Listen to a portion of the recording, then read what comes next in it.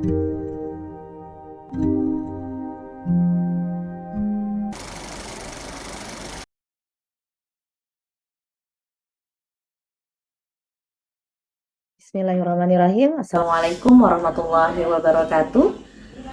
Ini adalah video rekaman kuliah pertama hukum pidana. KUHP yang kita gunakan sampai dengan hari ini merupakan KUHP yang masih berbahasa Belanda dan belum memiliki terjemahan yang otentik.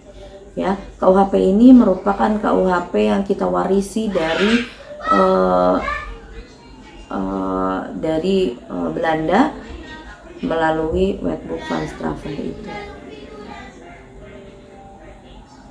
Nah, sumber-sumber hukum pidana di Indonesia itu tidak hanya KUHP saja, ya.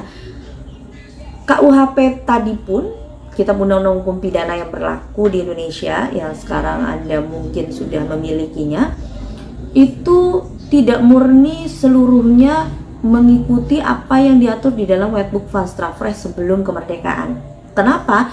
Terdapat undang-undang yang telah mengubah dan menambah Wetboek van Strafrecht itu sampai menjadi Kitab Undang-Undang Hukum Pidana yang berlaku sekarang ini, gitu ya. Selain itu, ada peraturan perundang-undangan pidana di luar KUHP.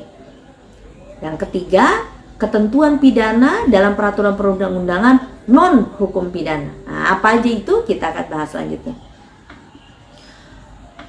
Ada beberapa undang-undang yang mengubah Wetboek van Strafrecht, mengubah KUHP juga, ya. Misalnya yang pertama adalah Undang-Undang Nomor 1 Tahun 46 yang mengatur tentang berlakunya Kitab Undang-Undang Hukum Pidana, juga mengatur tentang perubahan beberapa istilah. Misalnya penggunaan perubahan istilah gulden menjadi rupiah dan lain sebagainya. Lalu dilakukan juga penghapusan beberapa pasal yang tidak relevan. Selain penghapusan beberapa pasal, juga dilakukan penambahan pasal-pasal baru seperti yang diatur di dalam bab 9 sampai dengan bab 16, ya. Kemudian terbit lagi Undang-Undang Nomor 20 Tahun 46 yang menambah jenis pidana yang diatur di pasal 10. Nah, ada pasal 10A yang mengatur tentang pidana tutupan, yang itu merupakan tambahan dari Wetboek van Strafrecht. Lalu berdasarkan Undang-Undang Darurat Nomor 8 Tahun 1955, dia menghapus pasal 527 Kitab Undang-Undang Hukum Pidana. Di Undang-Undang Nomor 73 Tahun 1958 menyatakan bahwa Undang-Undang Nomor 1 Tahun 1946 tadi tentang Kitab Undang-Undang Hukum Pidana berlaku di seluruh Indonesia, ya. Lalu kemudian dengan sekaligus mengatur tambahan pasal 52A, 142A dan 154A. Selanjutnya ada Undang-Undang Darurat Nomor 1 Tahun 60. Di sana juga menambah ancaman pidana dari pasal 188, ancaman pidana pasal 188, pasal 359 dan pasal 360 menjadi 5 tahun penjara atau 1 tahun kurungan.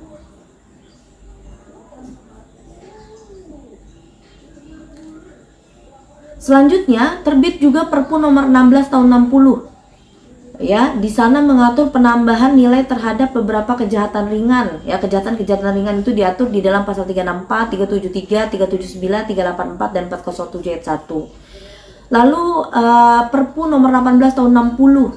Nah, di dalam melalui Perpu Nomor 18 Tahun 60 ini kemudian dilakukan pelipat gandaan pidana denda menjadi 15 kali lipatnya, ya.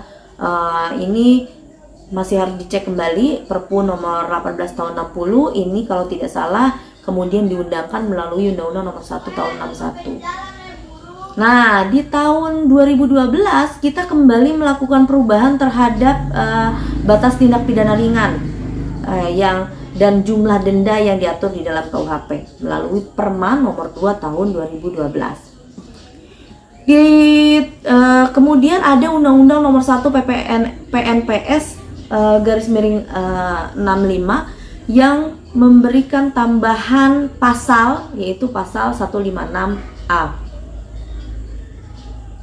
Nah, ini kayaknya udah pada saya kira Anda sudah pada akrab sekali dengan ketentuan pasal 156A ini. Nah, silahkan dicek sendiri. Lalu kemudian Undang-Undang Nomor 7 Tahun 74 ada tambahan sanksi untuk perjudian di pasal 303 menjadi 10 juta dan denda 25 juta. Kemudian pasal 542 ayat 1 menjadi kejahatan, pasal 303 bis pidana menjadi 4 tahun, dipidana menjadi pidananya menjadi 4 tahun dan denda 10 juta. Kemudian melalui Undang-Undang Nomor 4 Tahun 76 juga ada perubahan dan penambahan tentang kejahatan penerbangan ya, yang diatur di pasal 3, pasal 4, pasal 4 angka 4, pasal 95 huruf A, 95 huruf B, 95 huruf C, pasal 29A. Lalu melalui Undang-Undang Nomor 20 Tahun 2001, di situ juga menghapus pasal-pasal tentang tindak pidana korupsi yang diatur di dalam KUHP menjadi diatur di dalam Undang-Undang tentang tindak pidana korupsi. Walaupun sekarang direkodifikasi kembali di dalam KUHP baru kita, KUHP Nasional Undang-Undang Nomor 1 Tahun 2023. Nah, kalau kita melihat sistematika KUHP WWS itu terdiri dari 3 buku. Buku pertama tentang ketentuan umum pasal 1 sampai dengan pasal 103. Buku kedua tentang kejahatan yang diatur di pasal 104 sampai pasal 488 KUHP.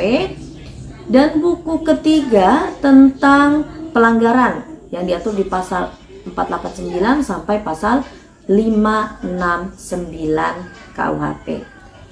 Ini sedikit berbeda dengan KUHP nasional kita di Undang-Undang Nomor 1 Tahun 2023. Kalau KUHP WWS ini memiliki 3 buku. Buku pertama tentang ketentuan umum, buku kedua tentang kejahatan, buku ketiga tentang pelanggaran.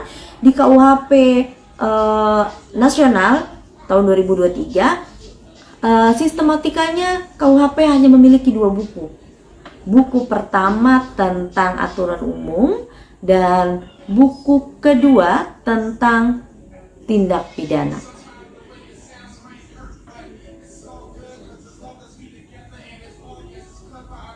Ketentuan umum diatur di pasal 1 sampai dengan pasal 187, sementara buku 2 tentang tindak pidana diatur dalam pasal 188 sampai dengan pasal 624 KUHP.